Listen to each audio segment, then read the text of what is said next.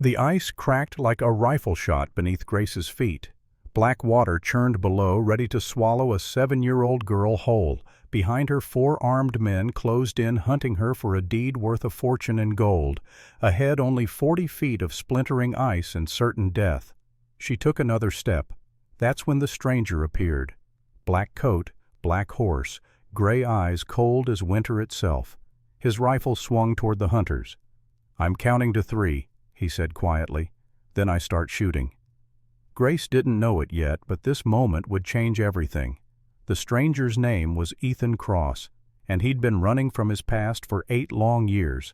This is the story of how a broken man and a hunted child saved each other in the frozen heart of Montana.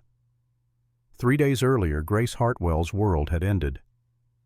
The gunshot split the frozen air before the scream could reach it. Snow fell thick as wool, erasing the world in sheets of white. Montana, February 1882. The kind of cold that stops a man's heart before he knows he's dying. Grace Hartwell was 7 years old. She ran through the drifts with blood streaming from her temple, bare feet leaving crimson prints in the snow. Behind her voices, men's voices, angry, close. "Find that brat. She can't have gone far." Grace didn't cry. She'd stopped crying 3 days ago, the night her father died, coughing blood into his hands while fever burned him hollow. Samuel Hartwell had been a good man, a careful man, a man who dug a well on his own land and struck something that glittered in the Montana dirt. Gold. Enough to change a life, enough to end one. The little girl's fingers clutched a brown envelope against her chest. Inside papers, legal papers, the deed to 160 acres and the mineral rights beneath them. Her father's last words still echoed in the space where her childhood used to be. "Hide this, Gracie. Never let them take it. Your mama's sister, Emily, Pennsylvania. Find her." Then he'd stopped breathing, just stopped, like a candle blown out. That same night they came, 4 men with guns and whiskey breath. They killed Rosa, the housekeeper who'd raised Grace after her mother passed, shot her in the kitchen while she screamed for them to leave the child alone. Grace had been hiding in the root cellar. She'd watched through the floorboards as they tore the cabin apart looking for the deed. When they set the fire, she'd run. Out the back door, into the February night, into the wilderness that stretched forever in every direction. Now she ran toward the frozen river lungs, burning feet numb past feeling. The ice lay ahead like a gray mirror. Behind her, dogs. They'd brought dogs this time. Grace stepped onto the ice. It groaned beneath her weight. 40 feet to the far shore, 30, 20. The ice cracked like a rifle shot. She froze. Beneath her feet, spiderweb fractures spread across the surface. Black water moved underneath, cold enough to kill in minutes. The choice crystallized in her child's mind with terrible clarity. Drown, or let them catch her and do worse. She took another step. A gunshot, not at her. The sound came from behind her pursuers. Grace turned. A man on horseback emerged from the tree line, rifle smoke trailing from the barrel. The hunting dog nearest him collapsed mid-stride. The stranger sat tall in the saddle.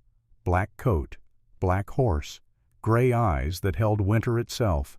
He worked the lever on the Winchester without hurry, aimed at the 4 men stumbling to a halt. "Get away from the ice," he said. His voice was quiet, the kind of quiet that makes you listen. "Now." Grace didn't move. Couldn't. Terror had frozen her as surely as the cold. The lead pursuer, a thick man with a beard like rust, raised his own rifle. "This ain't your business, stranger. Girl's a thief. Burned down her own house. Killed her guardian." "She's a child," the stranger said. "She's property of Clayton Brennan. Got a warrant and everything." The bearded man spat tobacco into the snow. "Now put down that rifle and ride on, or join the girl in hell." The stranger's horse, a black gelding with intelligent eyes, stepped forward unbidden. The man's hand shifted on the rifle, not threatening, just ready. "I'm counting to 3, he said. "Then I start shooting. 1. Grace observed the 4 men calculate. They had numbers, but numbers don't mean much when you're first in line to die. 2. One of them, younger than the others, stepped backward. His gun hand trembled. The stranger's finger settled on the trigger. The bearded man lowered his rifle. "Brennan's gonna hear about this. You're a dead man, stranger." "Everyone's a dead man," the stranger replied. "Some just take longer than others." The four men retreated into the trees. Their curses and threats faded with the sound of their horses. Grace stood on the ice envelope pressed to her chest, watching the stranger who'd saved her life. He dismounted, moved toward her with careful steps, testing the ice before committing his weight. When he reached her, he shrugged out of his coat and wrapped it around her shoulders. It swallowed her whole. For the first time in 3 days, Grace cried. Deep, racking sobs that shook her small frame.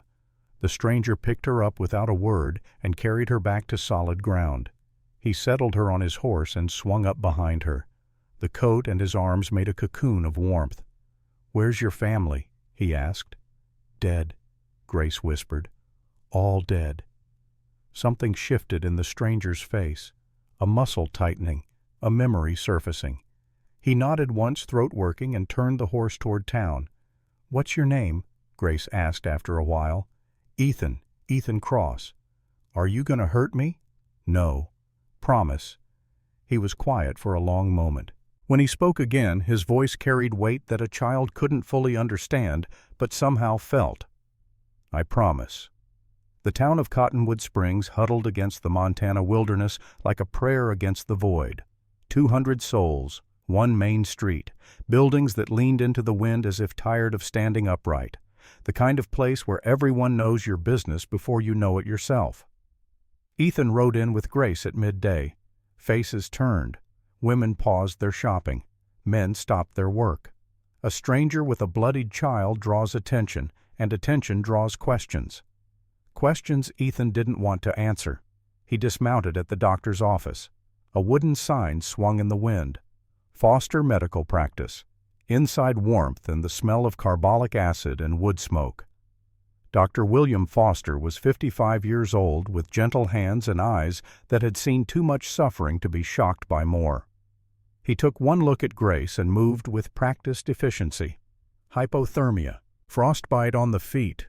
This child's been in the wilderness for days. He glanced at Ethan while wrapping Grace's feet in warm cloths. Who did this to her? 4 armed men, hunting her like an animal. Foster's hands stilled. Did they say why? Said she belonged to Clayton Brennan. The doctor's face went pale. He finished bandaging Grace's feet before speaking again, his voice low. Brennan owns half this county. If he wants her dead, then nowhere in Montana is safe. Then she needs protection, Ethan said. From who? You? Foster studied Ethan with the careful attention of a man reading symptoms. You planning to stay? No. Then what are you planning? Ethan looked at Grace. The girl sat on the examination table envelope still clutched in her small hands, eyes too old for her face. I don't know yet, he admitted. While Foster worked, Grace told her story. The words came haltingly broken by trembling and tears. Her father, Samuel Hartwell. The ranch 15 miles north. The well he'd dug that struck gold instead of water. The secret he'd tried to keep. The sickness that took him 3 days ago. Poison, Grace thought. Something in his food. He'd been fine until he wasn't. And then the men had come. Rosa's blood on the kitchen floor. The cabin burning. Grace running with nothing but the deed her father had pressed into her hands with his dying breath. Ethan listened, heard echoes of another story, another family destroyed by men with guns and greed. His jaw tightened. Grace pulled a letter from inside her dress, worn thin from handling, water-stained. She unfolded it with reverence. My Aunt Emily, she said. Mama's sister. She lives in Philadelphia.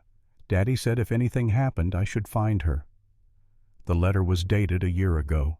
Neat handwriting, feminine but strong. Dear Samuel, I heard Margaret passed. I'm so sorry. If you or Grace ever need anything, you have family here. I may be far, but blood doesn't forget. Below an address in Pennsylvania. Ethan read it twice. 2,000 miles. Winter. a child with a price on her head. Every instinct he'd cultivated over 8 years of drifting screamed at him to walk away.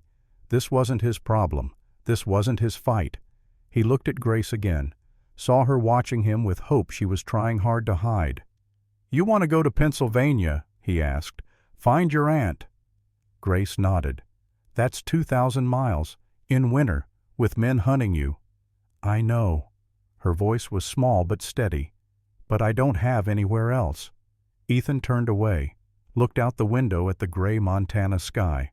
Somewhere in the back of his mind he heard another voice, a little girl's voice, yellow hair and blue eyes and laughter that had filled a Kansas farmhouse 8 years ago. "Daddy, will you always protect me?" He'd said yes. He'd failed. When he turned back, Grace was still watching him, still hoping. He exhaled slowly. "I'll get you to your aunt," he said. "But we leave at first light. Those men will be back." Dr. Foster pulled Ethan aside while Grace dozed on the examination table, exhausted. "There's something you should know about Clayton Brennan," Foster said quietly. "He's not just a land baron. He's connected to the territorial governor. Has the sheriff in his pocket. If you cross him, there's nowhere in Montana you can hide." "I'm not planning to hide." "Then you're planning to die." Foster's eyes were grave. "Brennan doesn't lose, ever." "Everyone loses eventually," Ethan said. That evening, Ethan secured 2 rooms at the boarding house run by Margaret Morgan, a widow of 58 with steel-gray hair and eyes that missed nothing. She looked at Grace's bandaged feet and Ethan's weathered face and made a decision. "The child stays in the room next to mine. You stay in the barn." "Fair enough. And if you're planning trouble, you can plan it elsewhere." "Just passing through, ma'am." "Everyone says that," Mrs. Morgan replied. "Few mean it." She fed them stew and bread. Grace ate slowly, as if she'd forgotten how.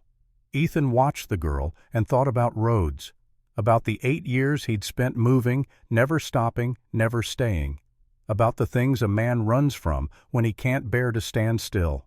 After dinner, Mrs. Morgan showed Grace to her room. The girl hesitated at the doorway. "Will you be here in the morning?" she asked Ethan. "I promised, didn't I?"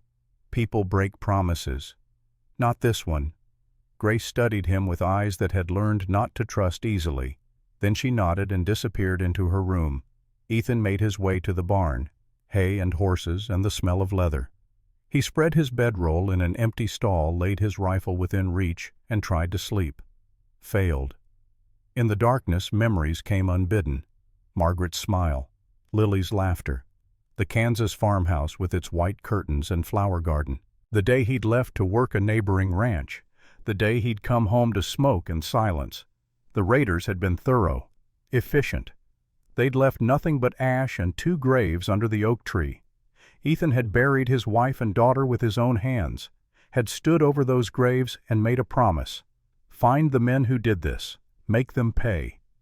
He'd found 4 of them over the years, 4 men who'd never see another sunrise. But the leader, Frank Dawson, remained a ghost, somewhere out there, alive while Margaret and Lily were cold in the ground. Ethan had been hunting him for 8 years, and hunting meant never stopping, never staying, never caring about anyone or anything because caring meant losing, and he'd already lost everything that mattered. Now here was this girl, this brave, broken little girl who looked at him like he might be salvation instead of just another drifter running from ghosts. He closed his eyes. Sleep, when it finally came, brought no peace. Midnight. Grace's scream shattered the silence. Ethan was moving before he was fully awake, rifle in hand. He burst into the boarding house. Mrs. Morgan was already in Grace's room holding the sobbing child. "Nightmare," the widow said. She was calling for her father. Grace looked up, saw Ethan in the doorway. "They're coming. They're going to kill me." He set the rifle down, sat on the edge of the bed. "No one's going to hurt you. I promise." "You don't know Brennan," Grace whispered. "He always gets what he wants." Ethan was quiet for a moment. Then he spoke, and the words surprised him because he hadn't planned to say them, hadn't planned to open that door. "I had a daughter once," he said. "About your age, yellow hair, blue eyes like yours." Grace's tears slowed. "Where is she?" The silence stretched. Mrs. Morgan looked at Ethan with something like pity. "She's gone," Ethan said finally. "Bad men came while I was away. I couldn't save her." "Is that why you saved me?" He looked at this child who asked questions like an adult and hurt like every child does. "Maybe. Or maybe you saved me." Grace didn't understand. She was too young to understand that sometimes salvation flows both ways. But she stopped crying. Let Ethan's presence ease the terror that had gripped her. After she fell back asleep, Mrs. Morgan walked Ethan to the door. "That child's been through hell," she said. "She needs more than a ride to Pennsylvania. She needs someone to show her the world isn't all monsters." "I'm not that person." "Then become that person." Mrs. Morgan's gaze was unflinching. "You've been running from something for a long time, Mr. Cross. Maybe it's time to run towards something instead." He didn't answer. What could he say? That he'd forgotten how to run toward things, that everything he'd ever run toward had been taken from him. He returned to the barn, lay in the darkness, thought about promises and children and the weight of caring. Dawn came cold and clear. Ethan was saddling his horse when Dr. Foster arrived, face grim. "You need to leave. Now." "What happened?" "Brennan burned the Hartwell Ranch last night. Claimed there's no legal heir. Sheriff Turner's gathering a posse. They're coming for Grace." Ethan's hands stilled on the saddle straps. "On what charge?" "Murder. Arson. They're saying she killed Rosa and burned the cabin to hide the evidence. She's 7 years old. Brennan doesn't care." Foster handed Ethan a bundle of food and supplies. "I believe you, Mr. Cross. I believe the girl's innocent, but belief won't stop a rope." Ethan finished saddling in silence, went to the boarding house, found Grace already dressed, her few belongings packed. Mrs. Morgan had given her boots and a warm coat. "I heard," Grace said simply. They were leading the horse out when Sheriff Turner arrived with 6 mounted men. Turner was 60 years old with a star on his chest and no spine beneath it. A man who'd sold his authority to the highest bidder and tried not to think about what that made him. "Hand over the girl, stranger. She's wanted for murder." "She's 7 years old," Ethan said. "Law doesn't care about age. Murder is murder." Ethan stepped between Grace and the posse. His hand rested easy on his gun belt, not threatening, just ready. "I'm taking her to family in Pennsylvania. You want her, you go through me." Turner shifted in his saddle.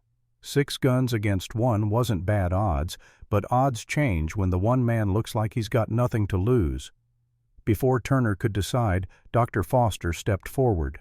"Sheriff, I examined the girl. She has injuries consistent with being attacked, not attacking. If you arrest her without proper evidence, I'll testify against you at territorial court." Turner hesitated. Foster's word carried weight. Respected. Educated. Not easily dismissed. Then Mrs. Morgan appeared on her porch. "Sheriff, fire at the saloon." There was no fire, but the distraction lasted just long enough. Ethan swung Grace up onto the horse and mounted behind her, spurred the gelding into motion. "Stop them!" Turner shouted, but they were already gone, racing down the street and into the wilderness beyond, behind them shouting in confusion. Ahead, only the vast Montana winter and 2,000 miles of hard country. Grace pressed against Ethan's chest, her small hands gripping his coat. "Thank you," she whispered. He didn't answer, just rode. They traveled northeast through country that tested men and killed the weak. Ethan knew these mountains, had crossed them 6 times in his years of drifting, knew where to find shelter, where to avoid, which passes stayed open in winter and which became death traps. Grace never complained. When they stopped to rest the horse, she helped gather firewood with her small hands. When Ethan built a fire to cook their meager meal, she watched and learned. When the cold grew bitter, she endured without crying. On the second day, as they rode through a narrow canyon, she finally asked the question that had been building. "Why are you helping me? You don't know me." Ethan was quiet for a long time. The horse's hooves crunched through snow. Wind whispered through the pines. "Because 8 years ago," he said finally, "I wasn't there when someone needed me. And I live with that every day. If I can save you, maybe it means something." Grace turned to look at him, saw something in his face that made her next question softer. "What happened to your daughter?" "Men came, bad men. They wanted our land. My wife tried to stop them." He paused. "They killed them both. Burned the house. I found them in the ashes." "I'm sorry," Grace said. "So am I." They rode in silence after that, but it was a different silence. Shared grief. Shared understanding that the world could be cruel and random and devastating. That night, camped in a cave while wind howled outside, Grace pulled out the brown envelope, showed Ethan the deed properly for the first time. "This is why they want me dead," she said. "Not because I'm a witness, because of this." Ethan read the document by firelight. Samuel Hartwell's signature. The territorial stamp. 160 acres in Cottonwood Springs. And beneath that the crucial words, "Mineral rights included. Gold mining permitted.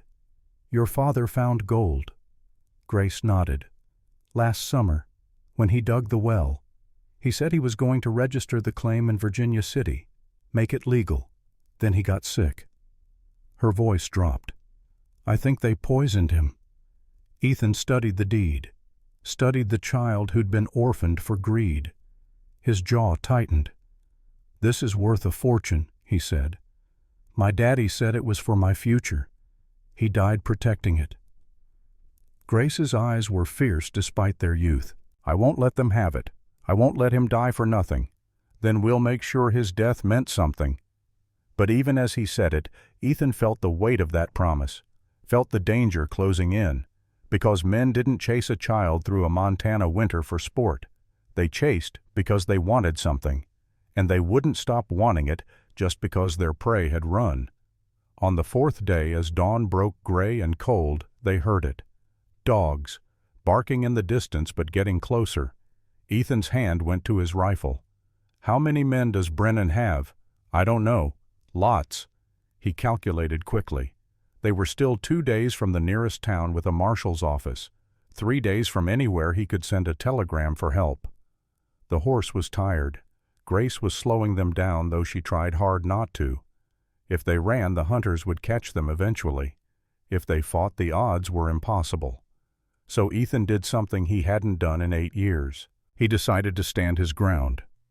"There's a creek ahead," he said. "We'll follow it upstream. Water hides tracks. Then we find high ground and wait." Wait for what? For them to make a mistake. They found a rocky outcrop overlooking the valley. Good sight lines, defensible position. Ethan hobbled the horse in a sheltered depression and set Grace there too, wrapped in blankets. "No matter what happens," he said, "you stay here. Understand? Don't come out. Don't make a sound." Grace's eyes were wide. "Are you going to kill them?" "If I have to." "I don't want you to die." Something in his chest tightened. "I don't plan to." The hunters arrived an hour later. 8 men on horseback, 4 with dogs, led by a man Ethan didn't recognize. Big, bearded, armed with a rifle that looked military issue. They lost the trail at the creek exactly as Ethan had hoped. Spread out, started searching, arguing about which direction to go. Ethan observed from above, finger on the trigger, waiting. Then a sound, behind him. Not Grace, something else. He turned. A man stood 20 feet away, older, 50 maybe, gray in his beard, scars that told stories, eyes like frozen water, and in his hand a pistol aimed at Ethan's chest. "Hello, Ethan," the man said. His voice carried the dust of old sins. "Been a long time." Ethan's blood went cold. He knew that voice, knew that face, despite the years. "Frank," he whispered. Frank Dawson smiled. It wasn't a pleasant expression. "Didn't expect to see you in Montana. Thought you were dead, or wished you were anyway." He glanced toward where Grace was hidden. "That the Hartwell girl? Leave her out of this. Can't do that. See, I work for Brennan now, and Brennan wants that deed. Frank's smile widened. But I'll make you a deal, old friend. Give me the girl and the paperwork and I'll let you walk. You can go back to running from ghosts. You're the ghost I've been running from. And here I am. Ain't fate funny? Frank's gun hand was steady. What's it going to be, Ethan? The girl dies either way, but you don't have to. Ethan's mind raced. 8 men below. Frank Dawson here. Grace hidden but vulnerable. No good options. Only bad ones and worse ones. You killed my family, Ethan said quietly. I did a lot of things. Kansas was just business. Farmer wouldn't sell. Boss wanted the land. Wife and kid were in the wrong place. Frank shrugged. Nothing personal. Nothing personal, Ethan repeated. His voice was flat, dead. That's right. So don't take this personal either when I kill the girl. Just business. Before Frank could move, a gunshot split the air. Not from Ethan's rifle. From behind Frank. The older man staggered, looked down at the red bloom spreading across his shoulder, turned. A man on horseback sat at the ridgeline, silver star on his chest catching the morning light. 4 more riders behind him, all armed, all with the look of men who'd seen their share of trouble. Frank Dawson, the man with the star called out. His voice carried authority like a well-used tool. You're under arrest for murder in Kansas, robbery in Wyoming, and attempted murder right here in Montana Territory. Marshal James Coulter was 48 years old, territorial marshal for 6 years, a man who believed in law the way some men believe in God. He'd been tracking Frank Dawson for 3 years, had nearly caught him twice. This time would be different. Frank's gun came up. Coulter was faster. His shot took Frank in the leg. The outlaw went down hard.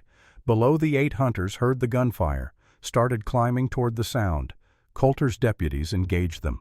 More shots, shouting, the crack of rifles echoing off canyon walls. Ethan grabbed his rifle and joined the fight. Fired at the advancing hunters, saw one go down, another dive for cover. The odds had shifted, but the battle wasn't won. Get the girl out of here, Coulter shouted to Ethan. We'll hold them. But Ethan couldn't leave, not yet.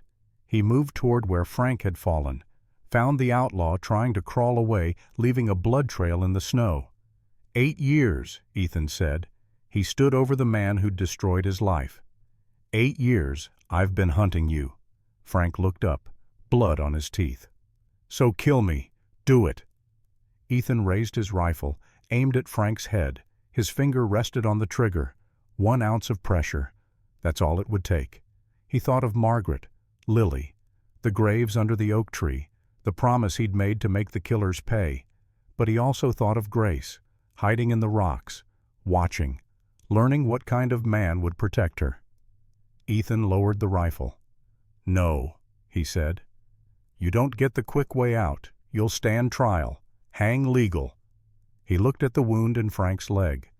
And every day in that cell, you'll remember you lost. Coulter appeared beside him, cuffed Frank with practiced efficiency. Good choice, the marshal said.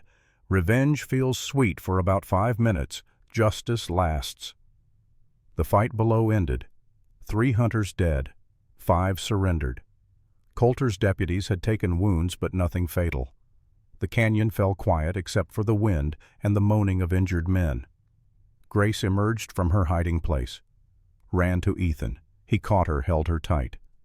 It's over, he said. But he knew it wasn't. Not really.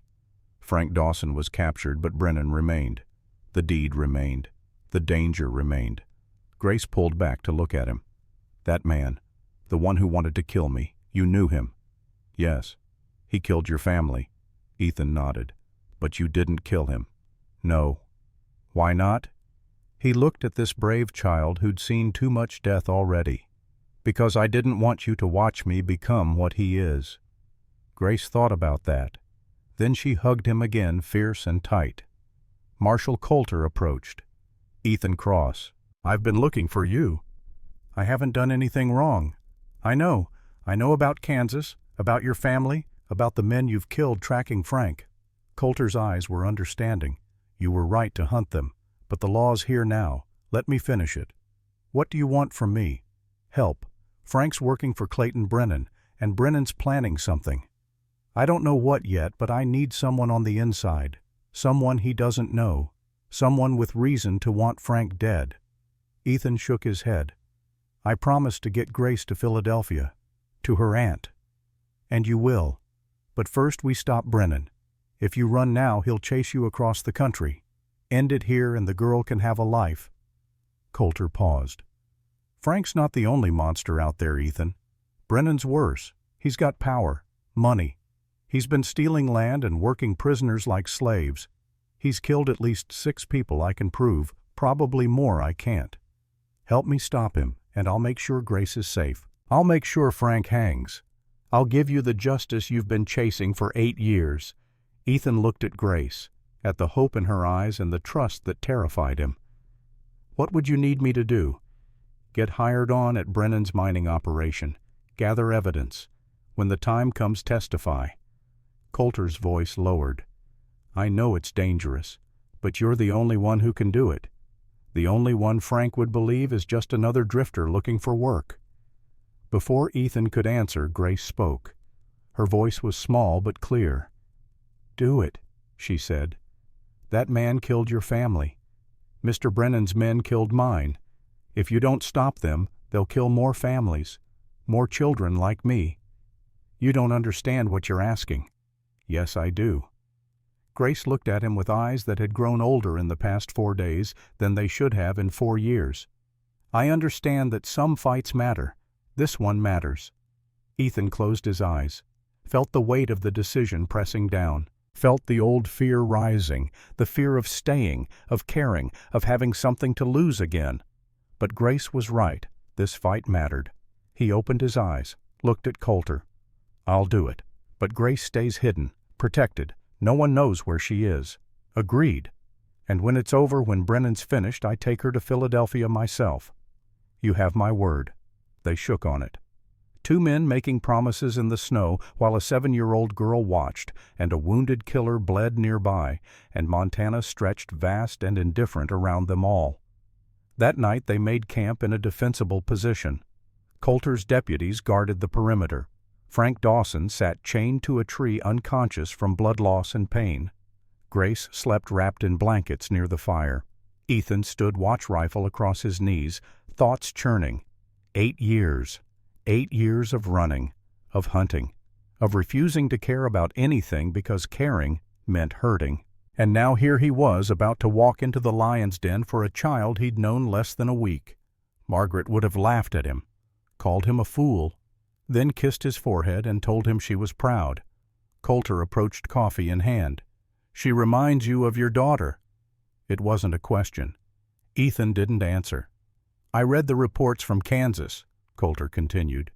What happened to your family? I'm sorry. Sorry doesn't bring them back. No, but maybe saving this one honors their memory better than revenge ever could.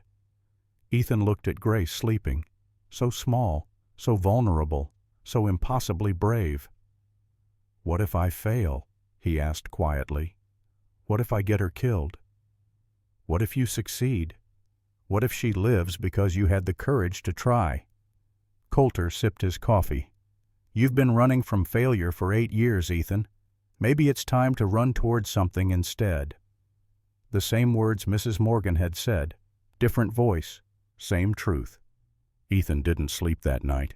Watched the stars wheel overhead, thought about choices and consequences and the roads not taken. When dawn came, he made his decision. He would help Coulter, would infiltrate Brennan's operation, would gather the evidence needed to bring the man down. And when it was over, when justice was served and the girl was safe, he would take Grace to Philadelphia, would see her settled with her aunt, would say goodbye to the child who'd reminded him what it meant to fight for something other than ghosts.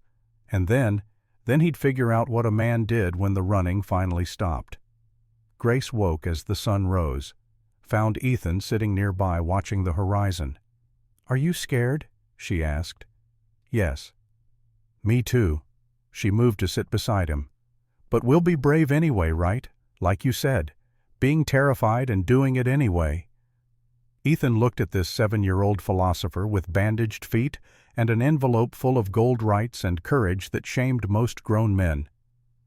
"Yeah," he said. "We'll be brave anyway." She took his hand. Her fingers were small and cold and trusting. They sat together and watched the sun climb over Montana. Behind them, Marshal Coulter organized his men. Frank Dawson groaned in his chains. The fire crackled and popped. Ahead lay danger, uncertainty, the possibility of failure and death, but also the possibility of justice, of salvation, of finding purpose in protecting rather than avenging. Ethan Cross. Drifter and widower and hunter of men, felt something shift in his chest. A door opening, a weight lifting. Maybe, just maybe, the running was finally done. But first they had a war to fight, and wars, Ethan knew, always demand their price. The journey back to Cottonwood Springs took 3 days. 3 days of cold that sank into bones and stayed there. 3 days of watching the horizon for more hunters. 3 days of Grace learning what it meant to trust a stranger who'd become something more. Marshal Coulter led the group. His 4 deputies flanked, the prisoners' rifles ready, eyes scanning the wilderness. Frank Dawson rode slumped in his saddle hands, bound wounds bandaged but festering. The captured hunters followed in silence, broken men who'd bet their lives on the wrong employer. Ethan rode beside Grace. The girl had insisted on her own horse, a gentle mare from Coulter's string. She sat tall despite her exhaustion, chin lifted, eyes forward, 7 years old and already learning that survival meant not showing weakness. "Does it hurt?" Ethan asked, nodding at her bandaged feet. "Some. Dr. Foster said the frostbite wasn't too bad. I'll keep all my toes." She said it matter-of-factly, as if losing toes was just another possibility like rain or wolves. "Will that man hang the one who killed your family?" "Probably." "Good." No hesitation. No child's uncertainty about death and justice. Grace had learned hard lessons fast. Ethan studied her profile, saw Margaret in the set of her jaw, saw Lily in the determined way she gripped the reins. "You remind me of her," he said quietly. "My daughter. She was brave too." "What was her name?" "Lily." Grace was silent for a moment.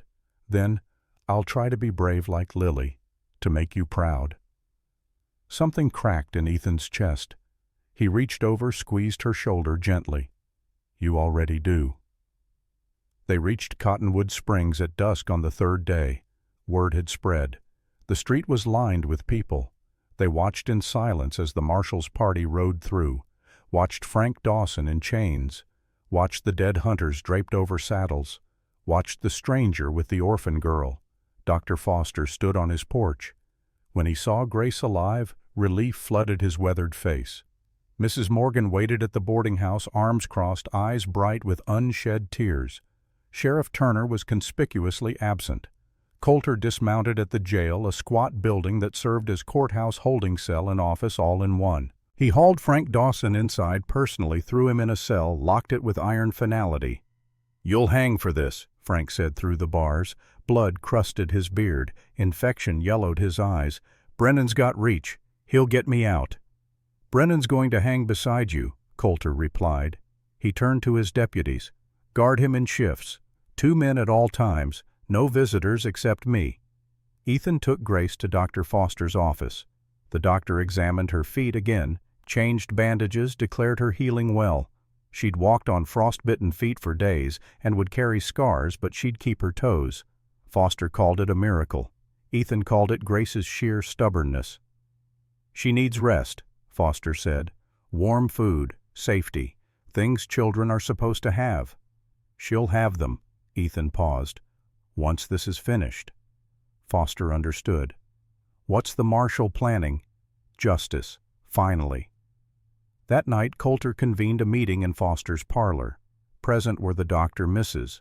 Morgan, Ethan, and Grace. The girl had refused to be excluded. "I'm the one Brennan wants dead," she'd said. "I deserve to know the plan." No one could argue with that logic. Coulter spread a map on the table. Montana Territory marked with X's and circles. Towns, mining camps, ranches.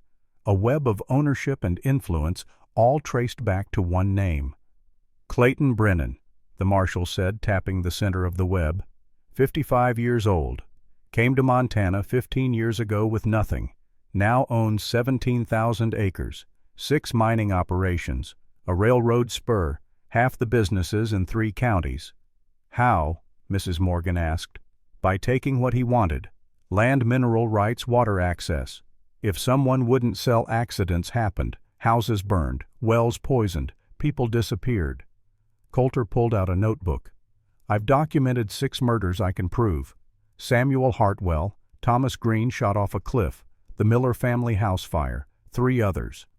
Grace went pale. Ethan's hand found hers under the table. Frank Dawson is Brennan's enforcer, Coulter continued. The man who does the dirty work. But Frank's just a tool. Brennan's the hand that wields it. So arrest him, Foster said. On what evidence? Everything's circumstantial. Witnesses afraid to talk. Documents that disappear. Territorial government that looks the other way because Brennan's got the governor in his pocket. Then what can we do? Coulter looked at Ethan. We get someone inside. Someone Brennan doesn't know. Someone who can gather evidence, testimony proof that'll stand up in territorial court. The room went silent. Everyone understood what that meant. You want me to get hired by the man who wants Grace dead, Ethan said. Yes. Pretend I'm just another drifter looking for work. That's right. While Grace stays hidden here. Protected, guarded, safe. Coulter's eyes were steady. I won't lie to you, Ethan. It's dangerous. Brennan's smart. If he suspects you're working for me, you're dead. But you're the only one who can do this. The only one Frank would believe is genuine. Why would Frank believe anything? He knows I have reason to want him dead, which is exactly why it works. We spread word that Grace died in the wilderness, that you gave up, came back broke and desperate. Frank knows you, knows you're a loner, a drifter. He'll believe you need money and don't care where it comes from. Ethan looked at Grace. She watched him with those 2 old eyes. If I do this, where will you be? He asked her. Here, hidden. Her voice was small but certain. Safe. With Mrs. Morgan, the widow added. In my cellar. No one will know she's there. For how long? As long as it takes, Coulter said. Days, weeks, however long you need to get what we need. Grace stood up, walked around the table to Ethan, put her small hand on his arm. Do it, she said. My daddy died because Brennan wanted our land. Your family died because men like him exist. If we don't stop them, it never ends. 7 years old and speaking truth that cut like razors. Ethan looked at Coulter. What exactly do you need? 3 things. First, proof of the illegal mining operation. Brennan's using prisoners, men arrested on false charges, working them like slaves. Second, testimony from those prisoners willing to testify. Third, evidence linking Brennan directly to the murders, not just Frank. That's a tall order? I know. And if I get caught, I'll come for you. But I can't promise I'll get there in time. Ethan stood, walked to the window. Outside Cottonwood Springs settled into night. Lamplight in windows, smoke from chimneys. Ordinary people living ordinary lives, unaware of the corruption festering in their territory's heart. He thought about running, about taking Grace and disappearing into the vast American wilderness, Canada maybe, or south to Mexico. But men like Brennan didn't stop. They grew, spread, consumed, and children like Grace would keep dying until someone said enough. He turned back to the room. I'll do it. But when it's over, when Brennan's finished, I take Grace to Philadelphia myself. I see her settled safe. That's non-negotiable. Coulter extended his hand. You have my word. They shook. Promises made. Fates sealed. Grace hugged Ethan tight. Don't die, she whispered. I already lost everyone. I can't lose you too. He held her, this brave, broken child who'd become his reason for standing still. I'll come back, he promised. That's a promise. The preparation took 2 days. Coulter spread the story carefully. Grace had died in the blizzard. Ethan Cross had tried to save her, failed, returned to town defeated and broke, looking for any work, any money, no questions asked. Mrs. Morgan hid Grace in her cellar, a root storage room converted to a small living space. Candles for light, books to read, food brought down quietly. The girl accepted her imprisonment with the same stoic courage she'd shown through everything else. "It's like being in the cabin," she told Ethan when he came to say goodbye. "When the bad men came. I hid then too. I can do it again. This is different. You're safe here, protected." "I know." She handed him something, a small wooden horse carved by her father. "Keep this, so you remember to come back." Ethan took the carving, rough but lovingly made. He tucked it in his shirt pocket over his heart. "I'll remember." Ethan transformed himself, shaved carelessly leaving stubble, let his clothes get dirty, cultivated the look of a man at the end of his rope, desperate, defeated, dangerous only in the way cornered animals are dangerous. He rode out at dawn on the third day, north toward Brennan's main mining operation, 20 miles into the mountains where the law grew thin and money talked loud. The camp sprawled across a valley like a wound in the earth. 50 workers, maybe more, armed guards patrolling, a fence of rough-cut timber, buildings that served as barracks mess hall, and what looked disturbingly like a prison block. Ethan approached openly, hands visible, rifle across his saddle. A guard intercepted him 100 yards from the gate. "State your business." "Looking for work. Heard Brennan pays." The guard studied him, saw the worn clothes, the tired horse, the eyes of a man who'd seen better days. "Wait here." The guard returned 15 minutes later with another man, bigger, harder. This was Silas Reed, Brennan's foreman, 45 years old and mean as a winter wolf. "You got a name?" "Cross, Ethan Cross." "Where you from?" "Nowhere specific, here and there." "You run from something." "Everyone runs from something." Silas smiled without warmth. "That's true enough. What can you do?" "Mine, shoot, whatever you need. We don't hire strangers easy. Too many lawmen trying to snoop, too many men with grudges." Silas circled Ethan's horse. "How do I know you're not trouble?" "You don't. But I need money, and I'm guessing you need men who don't ask questions. That's a fair trade." Silas considered, then nodded toward the prison block. "There's one way to prove you're serious. Follow me." They walked into the camp. Workers stopped to watch. Hollow-eyed men with the look of prisoners, which Ethan realized they probably were. Guards with rifles. The smell of unwashed bodies and desperation. The prison block was exactly what it looked like. 20 men chained in a long room, bucket for waste in the corner. No windows, one door, hell above ground. Silas led Ethan to a man chained to the wall, thin, maybe 30 years old, face bruised purple. "This one tried to escape yesterday," Silas said. He handed Ethan a leather strap, thick, and weighted. "Beat him. Prove you're not soft." The prisoner looked at Ethan, fear in his eyes, resignation. Ethan took the strap, felt its weight, felt every eye in the room watching. "How many?" he asked. 10. Make them count." Ethan raised the strap. The prisoner closed his eyes. The strap cracked down, not on flesh, on the wooden beam beside the man's head. The sound was brutal, convincing. The prisoner understood instantly. Screamed. Sold it. 9 more times Ethan brought the strap down. 9 more times he missed by inches. 9 more times the prisoner screamed like he was dying. When it was done, Ethan dropped the strap. The prisoner slumped in his chains, heaving fake sobs. Silas nodded, satisfied. "Welcome to Brennan's operation. You start tomorrow. $5 a week. Food and bed included." "Fair enough." That night Ethan bunked with the other hired men, not prisoners, free workers who'd sold their conscience for wages. They eyed him with the cautious distance men use when testing strangers.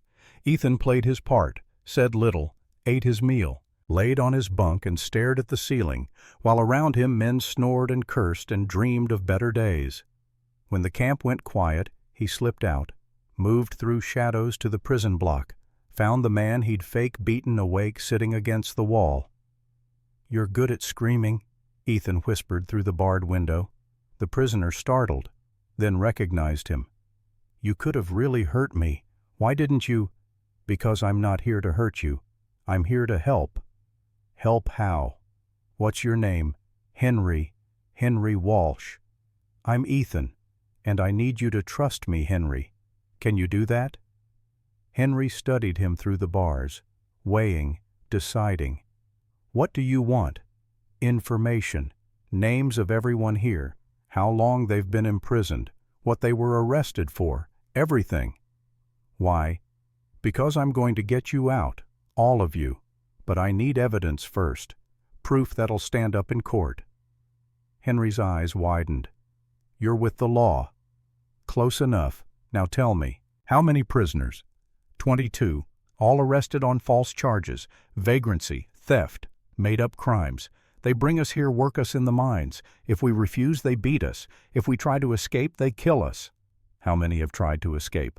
3, all dead, shot in the back. Guards said they were dangerous criminals." Ethan filed it away. "Can you write?" "Some." "Then start a list, every name, every crime they were charged with, every guard who's beaten you, everything. Hide it. When I come back, you'll give it to me." "When?" "Soon as I can. Maybe days, maybe a week, but I will come back." Henry grabbed the bars. "Why should I believe you?" "Because I made a promise to a 7-year-old girl that I'd stop men like Brennan. And I keep my promises." The next 5 days were hell. Ethan worked the mines. 12 hours underground in darkness that pressed like physical weight, hauling ore, setting charges, breathing air thick with dust and danger. The work was brutal. The guards were worse. He watched, listened, learned. Brennan visited on Friday. Clayton Brennan himself riding in with an escort of 6 armed men. 55 years old, well-dressed, silver at his temples, the look of respectability wrapped around a core of rot. He inspected the gold output, counted ingots, discussed productivity with Silas like they were talking about crops instead of human misery. Ethan kept his head down, worked, blended in. But he saw everything. The prisoners worked to death, the guards' casual brutality, the system Brennan had built where men disappeared into mountains and came out as gold or corpses. On the 6th night, Frank Dawson arrived. Ethan was in the mess hall when the outlaw walked through the door. Frank moved with a limp from his leg wound, but his eyes were sharp. He scanned the room, stopped on Ethan, walked over. Ethan's hand drifted toward his belt, not threatening, just ready. "Do I know you?" Frank asked.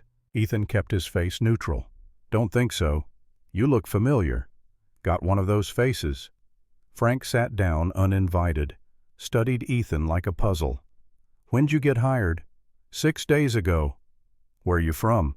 "Kansas originally, been drifting since." The mention of Kansas sparked something in Frank's eyes, recognition trying to surface. "What brought you to Montana?" "Work, same as anyone." "Heard Silas had you beat a prisoner to prove yourself." "He did." "You enjoy it?" Ethan met Frank's eyes, let cold indifference show. "I don't enjoy or not enjoy. I do what needs doing." Frank smiled slowly. "I knew I'd seen you somewhere. You were at that ridge. With the girl. The Hartwell brat." Ethan's pulse jumped, but his face stayed flat. "Don't know what you're talking about." "Sure you do. You were there when the marshal took me. You and that girl." Frank leaned closer. "What happened to her?" "Died. Blizzard took her 2 days later. Froze to death in the wilderness." "You just left her." "I'm not a nursemaid. Girl was nothing to me." Frank searched his face for lies, found what he wanted to find, because men see what they expect. "So you came here, looking for work." "That's right." "Brennan know you were involved." "Involved in what?"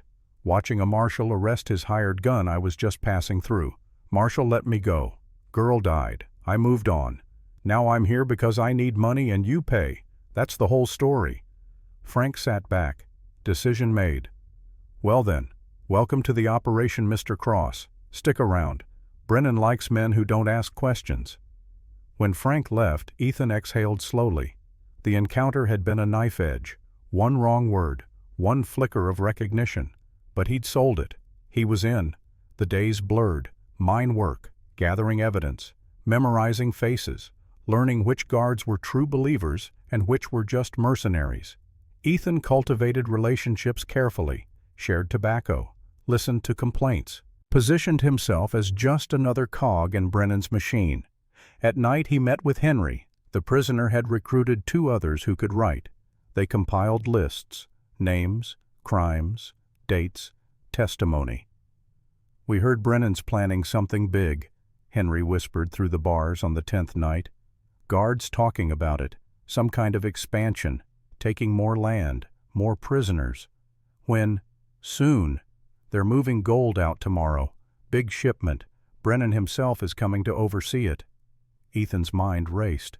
A shipment meant opportunity, meant Brennan exposed, meant evidence. How much gold? $5,000 worth, they say, maybe more. 5,000 in gold meant Brennan would be personally invested, meant he'd be vulnerable. Ethan made his decision. Tomorrow night, when Brennan comes, be ready. Ready for what? Freedom. The next day crawled. Ethan worked the mine with one eye on the clock, one eye on the guards.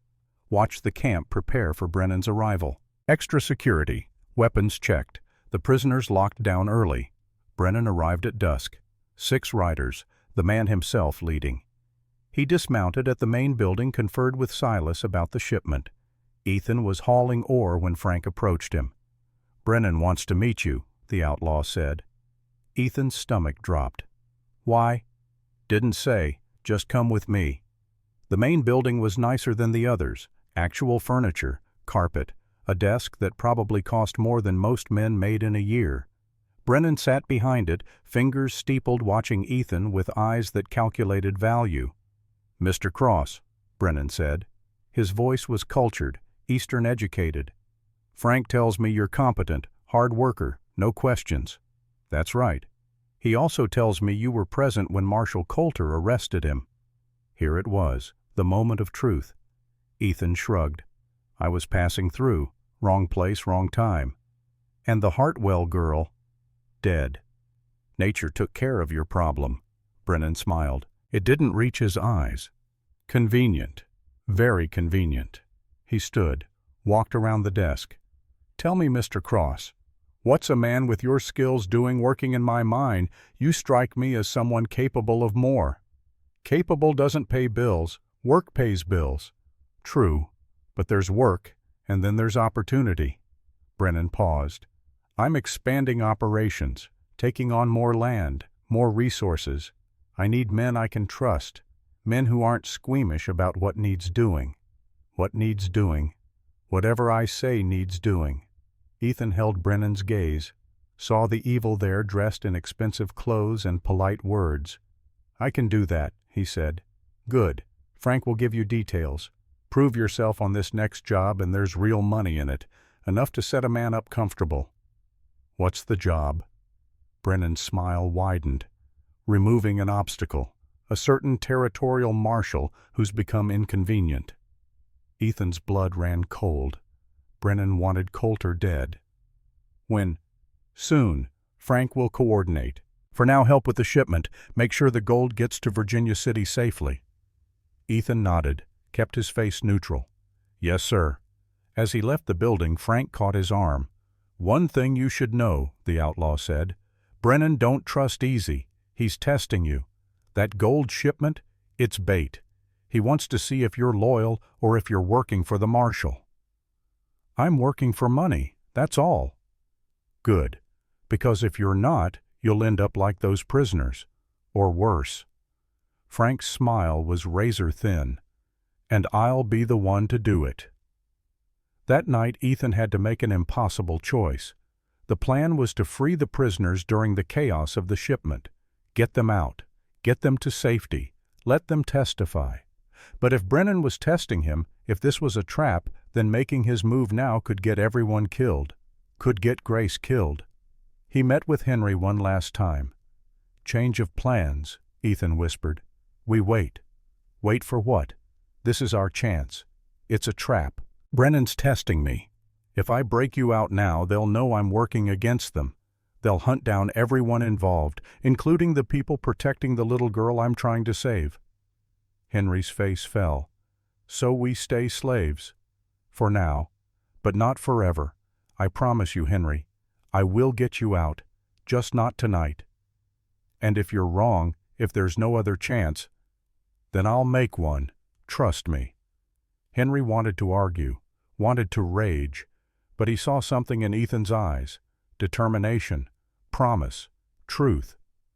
"1 week," Henry said. "We've waited this long. We can wait 1 more week. But after that, we're taking our chances, with or without you." "Fair enough." The gold shipment left at dawn.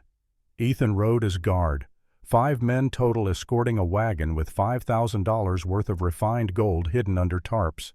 They made it 10 miles. The ambush came at a narrow pass. Gunfire from the rocks. The wagon driver took a bullet, slumped over. The horses panicked. Ethan dove for cover, rifle in hand, returned fire, but he was counting attackers. 5, 6, 2 organized to be random bandits. Then he understood. This wasn't an ambush. It was theater. The attackers were Brennan's men. This was the test. Would Ethan fight to protect Brennan's gold, or would he let it get taken, proving he was compromised? Ethan made his choice. He fought like hell, shot 1 attacker off his horse, wounded another, kept firing until the ambush broke and the bandits retreated. 2 of Brennan's guards were dead, the wagon driver critical. But the gold was safe. When they returned to camp, Brennan himself was waiting. "I heard," he said, "you fought well." "I did my job."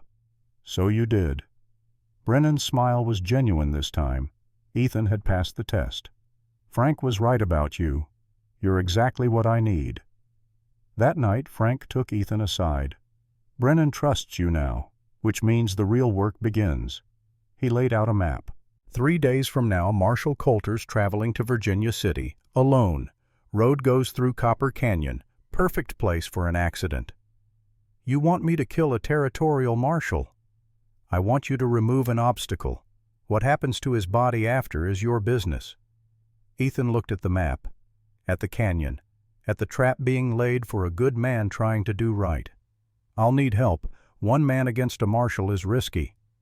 Take 2 others, your choice. But this needs to look like bandits, random violence, nothing tied to Brennan. And if it does tie back," Frank's eyes went hard, "then everyone involved disappears, including you." Ethan returned to his bunk, lay in the darkness, thought about impossible choices. He could refuse, but that would expose him, get him killed, get Grace killed. He could go through with it, kill Coulter. But that destroyed everything they'd worked for. Or he could find a third option, something none of them saw coming. The next morning, Ethan made a decision. He found a guard he'd befriended, a man named Davis, who seemed less committed to Brennan's cause than the others. "Need a favor," Ethan said. "What kind?" "The kind that pays well and asks no questions." Davis was interested. Money talked. "Get a message to Dr. Foster in Cottonwood Springs. Tell him exactly this: Copper Canyon. 3 days. Coulter's in danger." "That's it." "That's it. Do it quiet. Do it fast. There's $20 in it for you." $20 was 2 months' wages. Davis took the job. The message reached Foster that afternoon. Foster got it to Coulter within the hour. And Coulter, smart man that he was, changed his plans. 3 days later, Ethan rode to Copper Canyon with 2 of Brennan's men. They positioned themselves in the rocks, waited for Coulter to ride through. He never came. They waited all day. Nothing. When they returned to camp, Frank was waiting.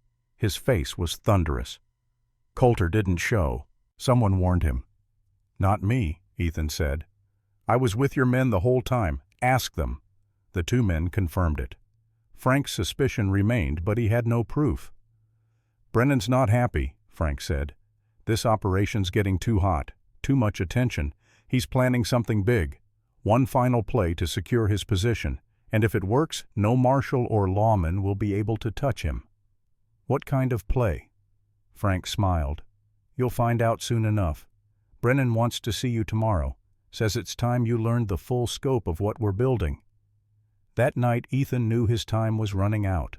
Whatever Brennan was planning, it was coming to a head. He needed to act, needed to get the prisoners out, needed to end this before more people died. He met with Henry one last time. "Tomorrow night," Ethan whispered. "When the guards change shift at midnight, be ready." "How many of us?" "All of you. Every prisoner." "That's impossible. The guards will kill us." "Not if you have help from the inside, not if someone opens the doors and hands you weapons, not if you fight like your lives depend on it, because they do." Henry grabbed the bars. "You're serious. You're really doing this. I promised you freedom. I keep my promises. We could die. You're dying anyway, slow, in chains. At least this way you die fighting." Henry thought about that, about spending the rest of his life as Brennan's slave, about the men who'd tried to escape and been shot, about freedom, even if it came with blood. "Midnight," Henry said. "We'll be ready." Ethan spent the next day preparing, positioned himself near the armory, noted the guard rotations, counted weapons, planned escape routes. At dinner, Brennan made an announcement. "Tomorrow we're expanding, taking the Morrison Ranch to the east. Old man Morrison refuses to sell, so we're taking it by force. Every able man rides at dawn. This is the beginning of something bigger, something that will make us all rich." The men cheered. Ethan felt sick. After dinner, Frank pulled him aside. "You're riding with Brennan tomorrow. He wants you close. Says you've proven yourself." "What about tonight?" "Tonight you rest. Tomorrow you become part of something historic." Ethan nodded, smiled like this was good news. Inside he was calculating. If all of Brennan's men rode out at dawn, the camp would be vulnerable. The prisoners could escape, could run, could testify. But that meant Ethan had to stay behind, had to make his move tonight instead of tomorrow, had to risk everything now. Midnight came cold and moonless, perfect for what needed doing. Ethan slipped from his bunk, moved through shadows to the armory. The guard on duty was half asleep, one quick blow to the head. The man went down silent. Ethan took the keys, opened the armory, started distributing rifles to the darkness. Then he moved to the prison block. Henry was waiting alert. Others gathered behind him. "Remember," Ethan whispered, "we fight our way to the horses. Ride hard for Cottonwood Springs. Don't stop. Don't look back." He unlocked the chains. 22 men stumbling free after months of captivity. They armed themselves with weapons from the fallen guard. Ethan led them toward the stables. That's when the alarm sounded. Someone had seen them, shouted. The camp erupted. Guards poured out of barracks. Rifles cracked in the darkness. Men screamed. "Run!" Ethan shouted. The prisoners scattered. Some made it to horses. Others fell before they got close. Ethan fired into the guards covering the retreat. Henry appeared beside him. "We need to go. Get them out. I'll hold them off. You'll die. Then I'll die. Move." Henry hesitated one heartbeat, then ran. Ethan kept firing, reloading, firing, buying seconds with bullets. Frank Dawson emerged from the chaos, face twisted with rage. "I knew it," he snarled. "I knew you were working for the marshal." He raised his pistol, fired. The bullet took Ethan in the shoulder. Spinning pain. Ethan fell. His rifle clattered away. Frank advanced. "You should have stayed in Kansas. Should have stayed dead." He aimed at Ethan's head.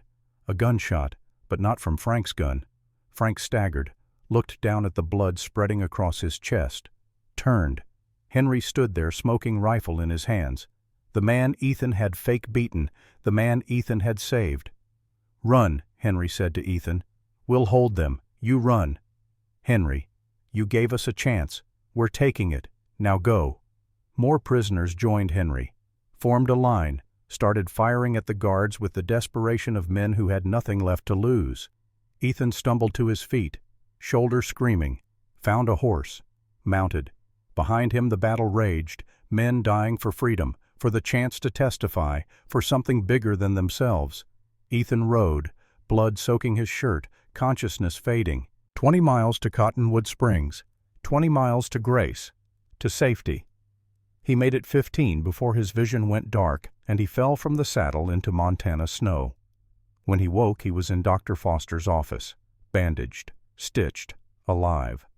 Grace sat beside the bed holding his hand. When she saw his eyes open, she cried. "You came back," she whispered. "I promised. I thought you were dead.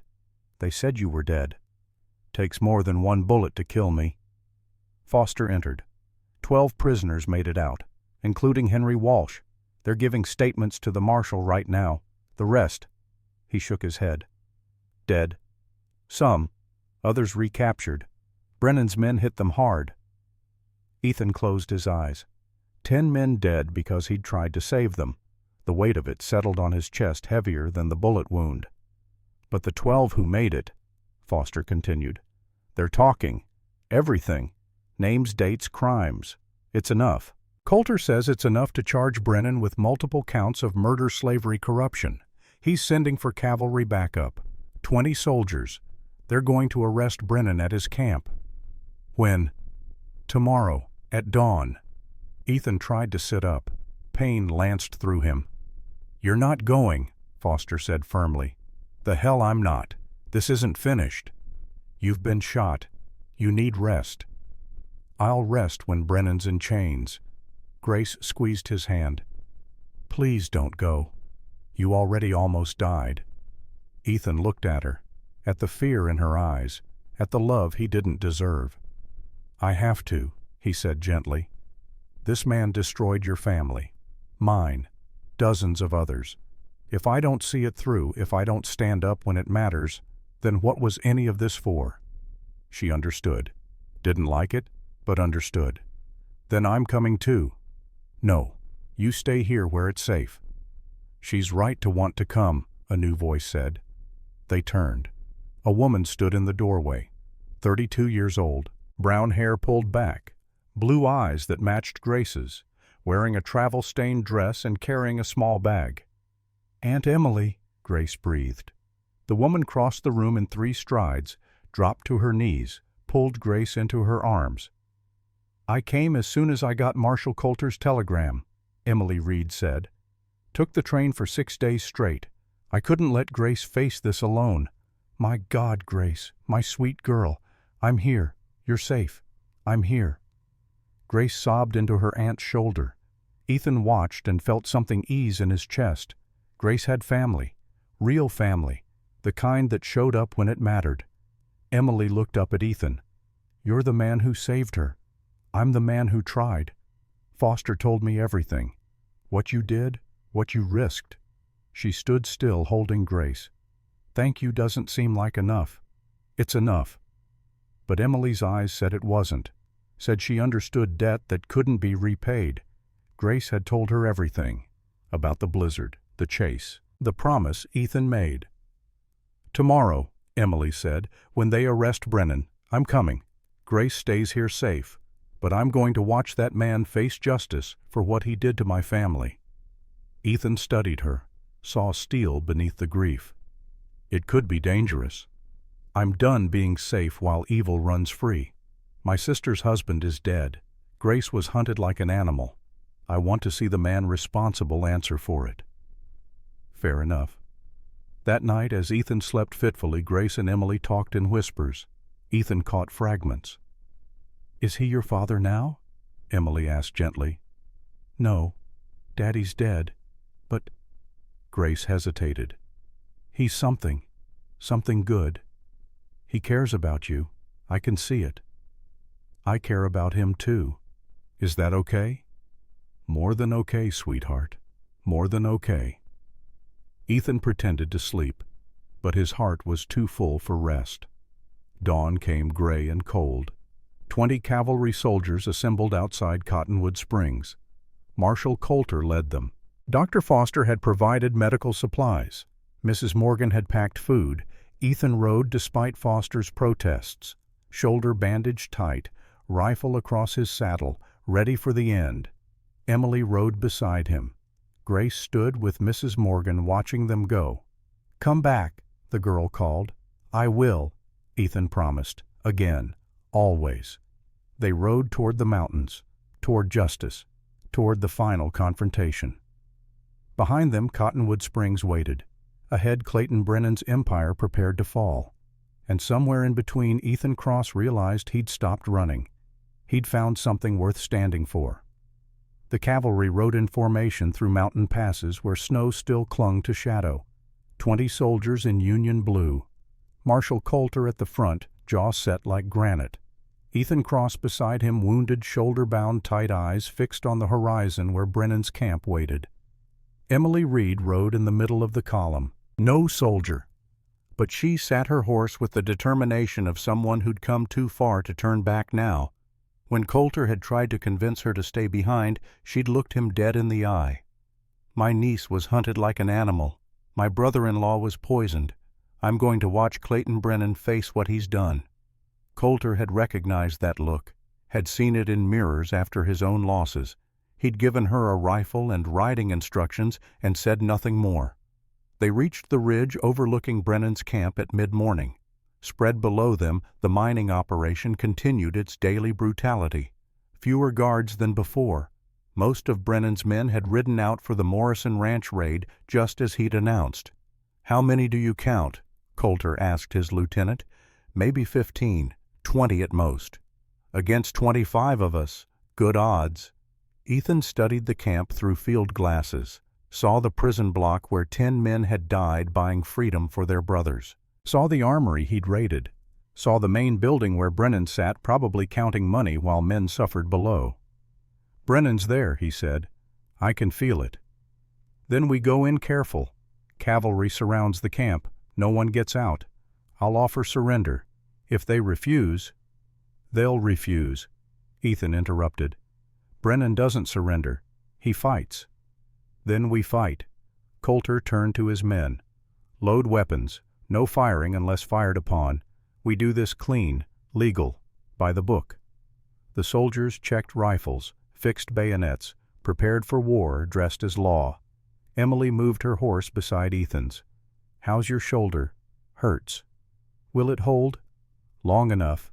She studied him with eyes that saw more than he wanted to show. "Grace told me what you lost. Your family. I'm sorry." "Everyone's sorry. Doesn't change anything." "No. But maybe this does. Maybe stopping men like Brennan changes something. Makes the loss mean something." She paused. "Grace thinks you're a hero." "I'm not." "You saved her life. What else would you call it?" Ethan didn't answer. Heroes were men in stories. He was just a drifter who'd stumbled into caring again. The cavalry descended in 2 columns, one from the north, one from the south. Pincer movement, classic, effective. They were halfway down when the shooting started, not from Brennan's men, from the ridge behind them. 12 riders appeared on the high ground. Brennan's raiders returned early from the Morrison job.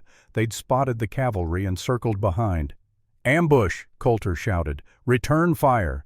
The mountain erupted, rifles cracking like thunder, bullets whining off rocks, horses screaming, men falling. One of Brennan's raiders took a cavalry bullet through the throat, went down gurgling. His horse bolted, dragging him.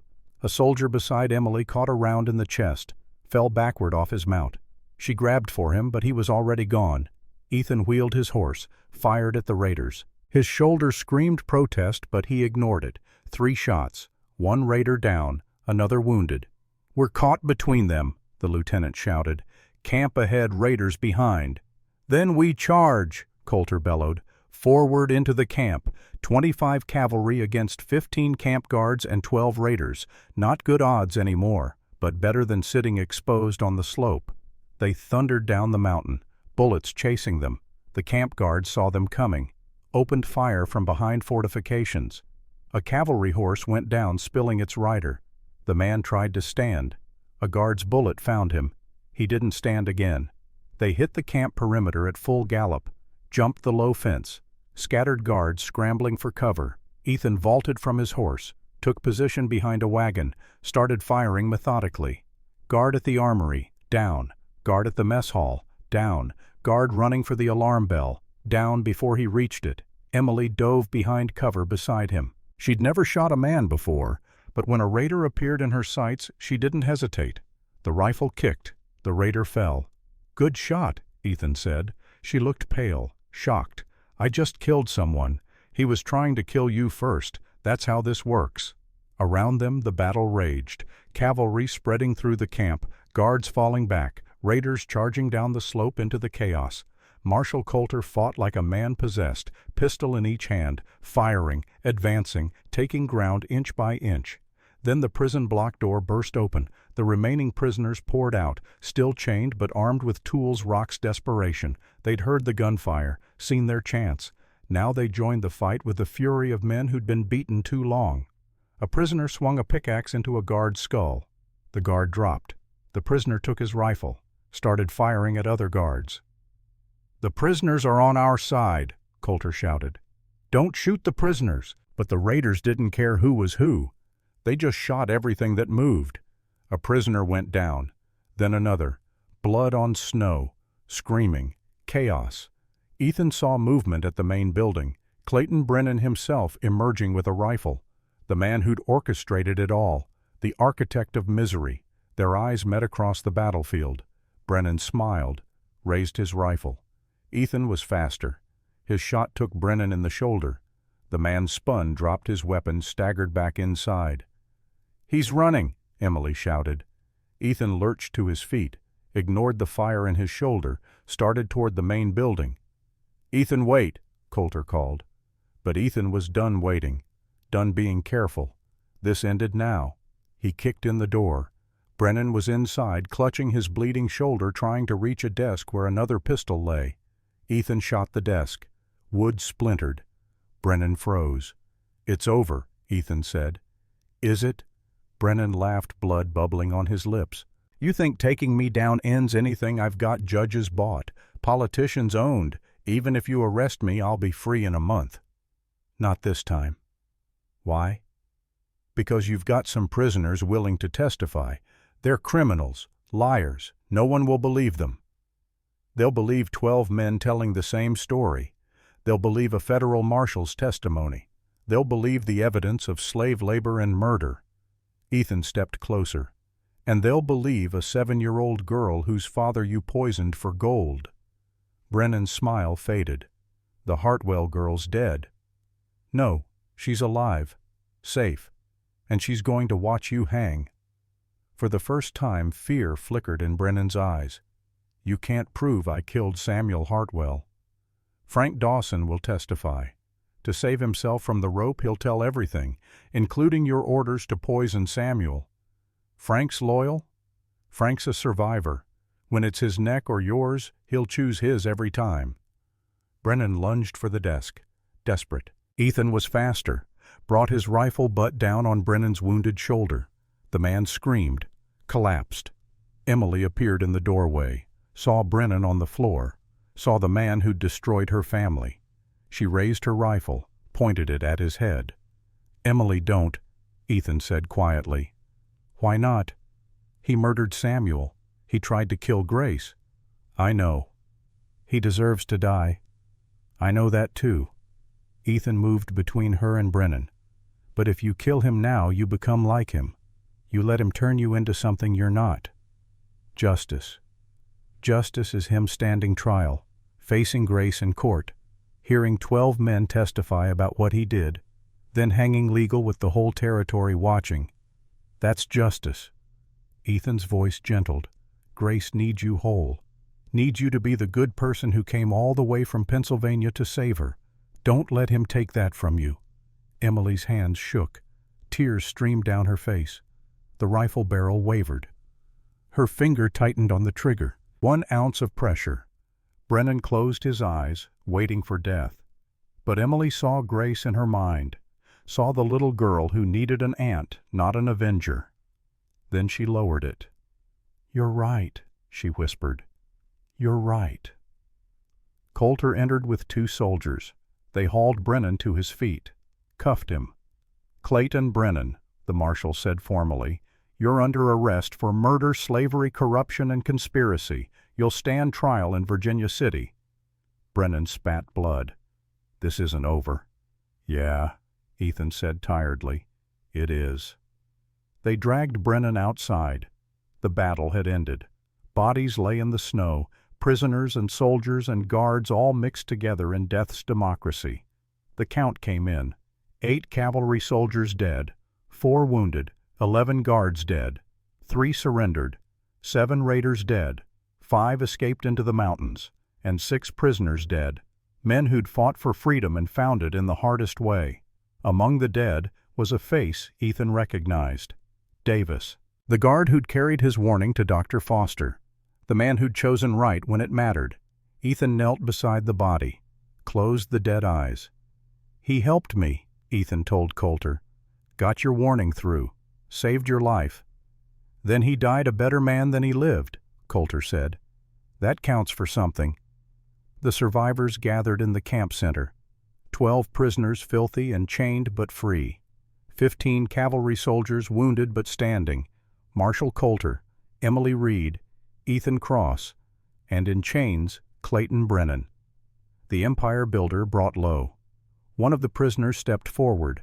Older man, maybe 60, scarred from mine work. We want to testify, he said. All of us, whatever you need. We'll tell everything. It won't be easy, Coulter warned. Brennan's lawyers will tear at you, call you liars, criminals. Let them. We've got truth on our side, and truth's stronger than money. Sometimes. Coulter nodded. Then we ride for Virginia City, tomorrow. Tonight we bury our dead. They dug graves on the hillside overlooking the camp. 14 holes, 8 cavalry, 6 prisoners, united in death, if not in life. Emily helped dig. So did Ethan, one-armed and struggling. The prisoners insisted on digging graves for the soldiers who died freeing them. As the sun set, Coulter read words over the graves, not from a Bible, just from his heart. These men died fighting evil. Some wore uniforms, some wore chains, but all of them stood up when it mattered. All of them chose right when choosing wrong was easier. The territory will remember them. God will remember them, and that's enough.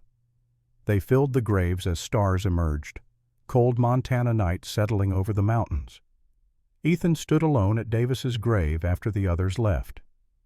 You made a choice, he said to the dark earth. Could have stayed quiet, stayed safe, but you didn't. That makes you a better man than most. He paused. Thank you. Emily found him there an hour later. We're riding out at dawn, she said. Back to Cottonwood Springs. Grace is waiting. I know. Will you come with us to Virginia City for the trial? You want me to? Grace wants you to, needs you to. Emily met his eyes. And so do I. We're going to face Brennan in court. Testify about what he did to our family. It would help to have someone there who understands. I understand death. Not sure that helps in a courtroom. You understand justice. That's what we need. Ethan thought about Grace, about promises made to a 7-year-old girl in the snow, about being the kind of man who stayed when staying was hard. I'll be there, he said. They rode out at dawn. 20 soldiers, 12 prisoners, 2 civilians, and Clayton Brennan in chains. A procession of justice moving through Montana wilderness. They reached Cottonwood Springs 3 days later. Grace stood in the street waiting. When she saw Ethan, she ran. He dismounted, caught her, lifted her despite his wounded shoulder. You came back, she said for the 3rd time. I promised. You always come back. So far, she pulled back to look at him. You're hurt worse. I'm fine. You're lying, but I'm glad you're lying because it means you're alive. Emily dismounted, embraced them both. Standing there in the Montana street, they looked like what they were becoming. Family, not by blood, by choice. Mrs. Morgan approached, dabbing her eyes. Lord have mercy. You all lived. Most of us, Coulter said quietly. That's more than some battles give. She looked at the prisoners. These men need food, shelter, medicine. They'll have it, Dr. Foster said, already moving to examine the wounded. Every last one of them. Brennan sat his horse surrounded by guards, watching the town rally around the freed prisoners, watching justice prepare its case. You think you've won, he he called to Ethan. But trials take time. Things happen. Witnesses disappear. Ethan walked over, looked up at the man who'd built an empire on suffering. You're done, Brennan. Accept it. Nothing's done until I say it is. Then keep saying it, all the way to the gallows. The trial was set for 2 weeks later. Virginia City, Territorial Court. Judge Clayton Miller presiding, a man known for honesty and a territory short on it. Those 2 weeks were a blur.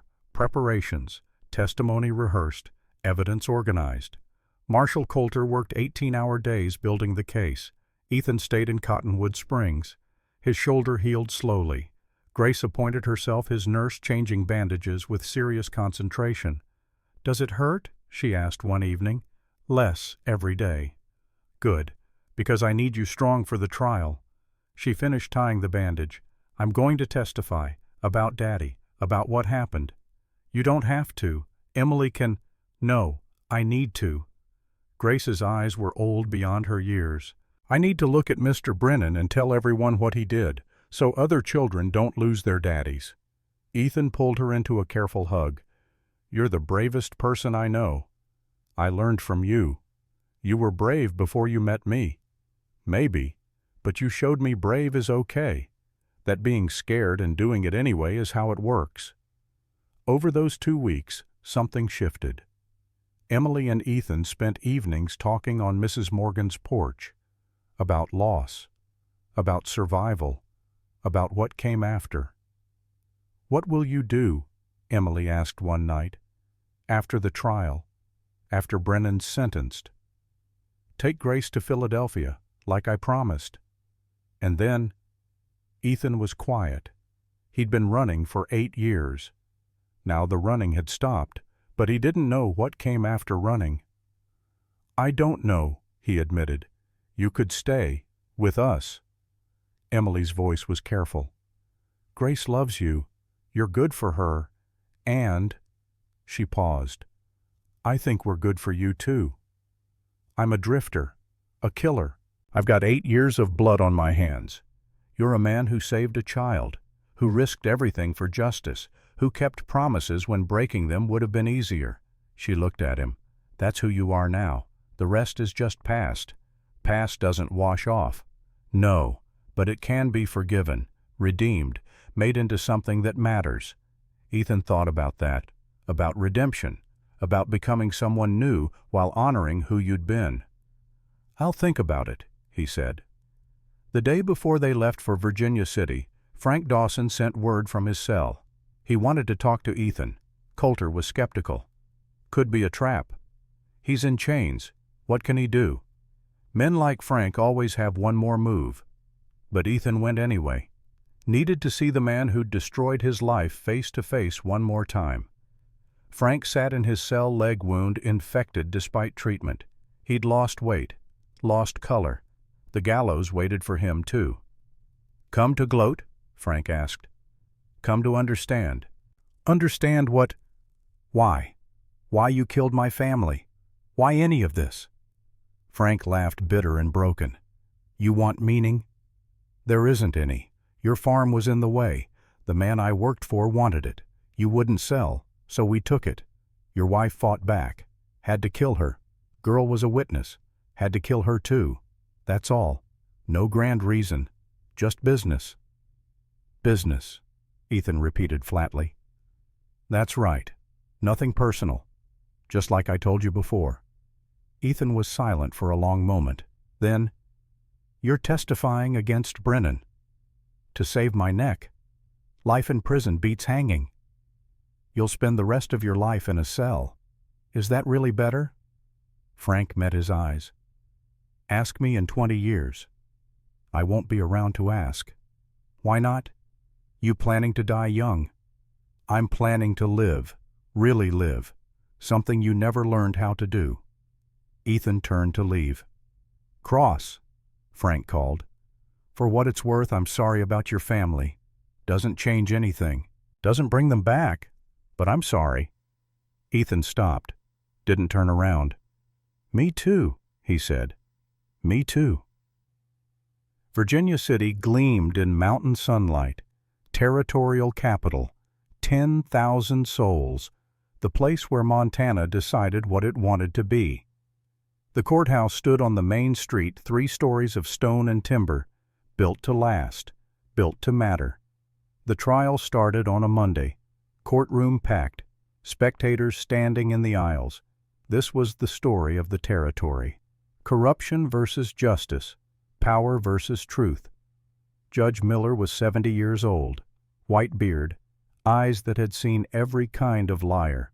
He banged his gavel and the room fell silent. The territory versus Clayton Brennan. Charges of murder, slavery, corruption, conspiracy. How does the defendant plead? Brennan stood, well-dressed despite his time in jail, lawyers flanking him like priests. Not guilty, Your Honor. The trial lasted 6 days. First day, the prosecution laid out their case. Marshal Coulter testified about the mining operation, the conditions. The prisoners worked like slaves. Brennan's lawyers objected constantly, claimed Coulter was biased, had a vendetta. Second day, the prisoners testified. One after another, they told their stories. Arrested on false charges, taken to the camp, forced to work, beaten if they refused.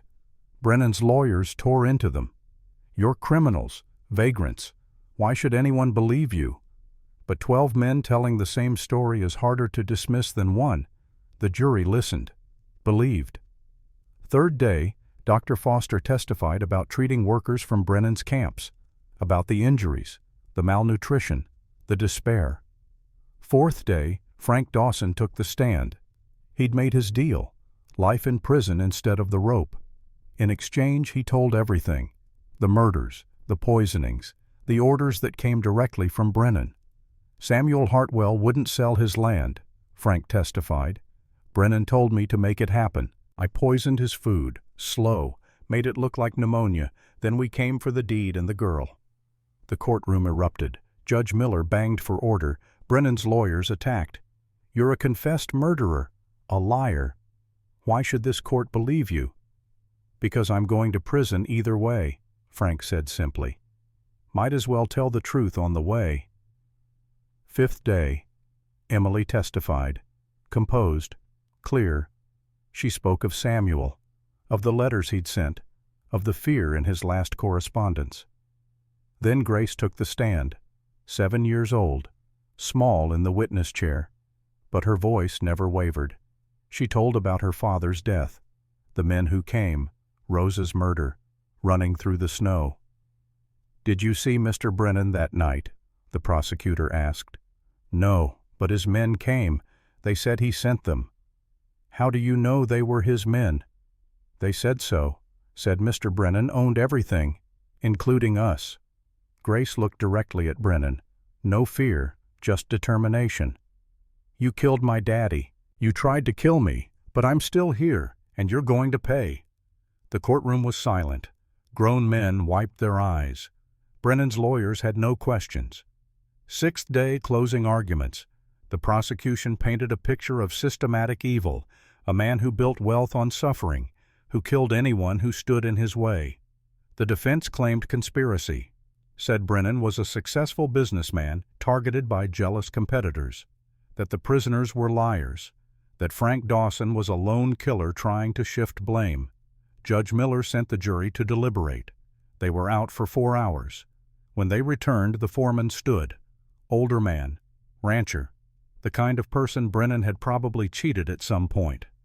On the charge of murder of Samuel Hartwell, we find the defendant guilty. On the charge of conspiracy to commit murder, guilty. On the charge of operating illegal slave labor, guilty. On all counts, guilty. The courtroom exploded, cheering, crying, justice delivered. Brennan stood face pale. His lawyers immediately filed for appeal. Judge Miller banged his gavel. Clayton Brennan, you have been found guilty by a jury of your peers. Sentencing will occur tomorrow at 9 a.m. Until then, you're remanded to custody. They led Brennan away. He looked at Ethan as he passed. This isn't over, he mouthed, but it was, and they both knew it. That night, Virginia City celebrated. The prisoners who'd testified, the cavalry soldiers who'd fought, the citizens who'd finally seen corruption punished. Ethan sat with Grace and Emily in their hotel room, quiet, reflective. "It's really over," Grace said. "The trial is. Sentencing tomorrow makes it official. What will happen to him? Hanging, probably." Grace thought about that. "I should feel happy, but I just feel tired." "That's normal," Emily said gently. "Justice doesn't erase what happened. It just makes sure it meant something." "Did it mean something?" Ethan pulled her close. "Your father died protecting you and that land. Because of his courage and yours, a very bad man is going to prison. Other families are safe. That means something." The next morning they returned to court. Judge Miller looked older, wearier, the weight of justice heavy on his shoulders. "Clayton Brennan, you've been convicted of multiple counts of murder and slavery. These are capital crimes. This court sentences you to death by hanging, sentenced to be carried out in 30 days. Brennan showed nothing, just stared ahead. "Do you have anything to say?" Miller asked. For a long moment silence, then Brennan spoke. "I built this territory, created jobs, wealth, progress. You're hanging me for being successful." "No," Miller said quietly. "We're hanging you for being evil. There's a difference." They led Brennan away for the last time. Outside the courthouse, Marshal Coulter shook Ethan's hand. "You did good work, real good. Territory owes you." "I didn't do it for the territory." Coulter looked at Grace and Emily. Understanding passed between the men. "I know, but still, you ever want a badge, come find me." "I'll keep that in mind." The freed prisoners gathered around Ethan. Henry Walsh spoke for them. "You gave us our lives back. We won't forget. You earned your freedom, fought for it. That's all you. Still, man like you, world needs more of them." They shook hands. Warriors bonded in shared battle. That afternoon, Ethan, Emily, and Grace boarded the train east, toward Philadelphia, toward Grace's new life. The train rolled through Montana, through the Dakotas, through plains that stretched forever. Grace pressed her face to the window, watching America unfold. "I've never been this far from home," she said. "You're going home," Emily corrected gently. "To a real home, with family." Grace looked at Ethan. "Are you family too?" He didn't know how to answer. Emily saved him. "He's family if he wants to be," she said. The train reached Philadelphia a week later, a city of 500,000 souls. Cobblestone streets and brick buildings and noise that never stopped. Grace's eyes went wide. "It's so big." "It's overwhelming," Emily agreed, "but you'll get used to it." They took a carriage to Emily's home, a narrow townhouse in a respectable neighborhood, small but clean, a place of books and quiet dignity. "This is it," Emily said, "your new home."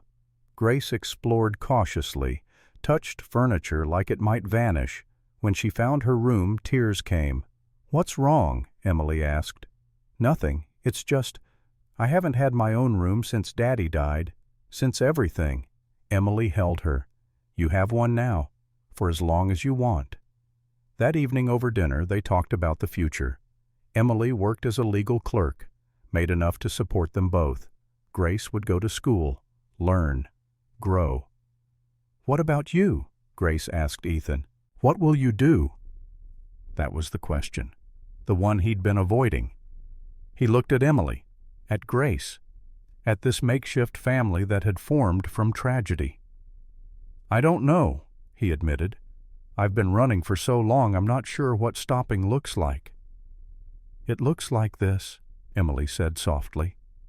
"Dinner at a table, a home, people who care if you live or die." "I'm not good at this, at staying." "So learn. We all have to learn something new sometimes." Grace took his hand. "Stay. Please. I know Philadelphia's not Montana. I know it's not what you're used to. But we're here. And we want you here." Ethan looked at this 7-year-old philosopher who'd taught him courage, looked at her aunt who'd crossed a continent to save her, looked at the life they were offering, It terrified him. This staying, this caring, this risking loss again. But maybe that was the point. Maybe courage wasn't avoiding pain.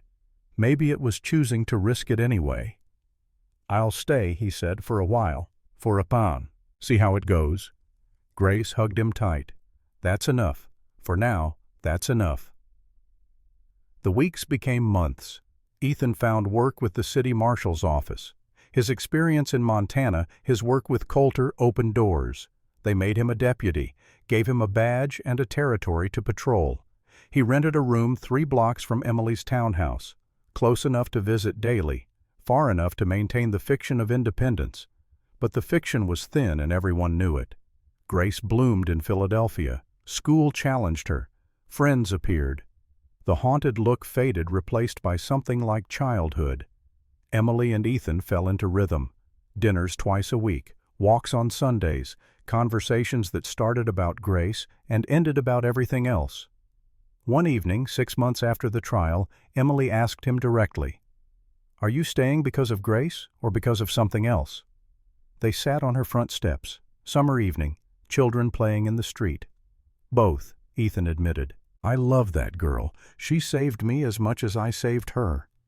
And I care about you, more than I expected, more than I know how to handle." Emily was quiet. Then, "I lost my sister. Grace lost her parents. You lost your family. We're all broken in our own ways." "That's a grim foundation." "Maybe. Or maybe broken people understand each other, fit together in ways whole people can't."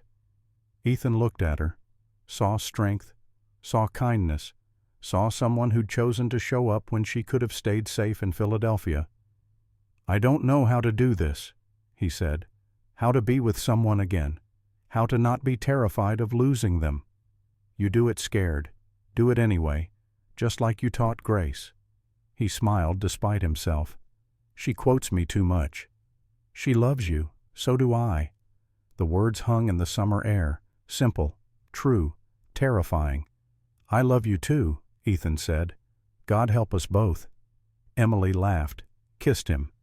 And in that moment, Ethan Cross finally stopped running. A year after the trial, word came from Montana. Clayton Brennan had hanged. Public execution. Half the territory turned out to watch. Ethan read the telegram. Felt nothing. No satisfaction. No closure. Just acknowledgement that evil had faced consequence.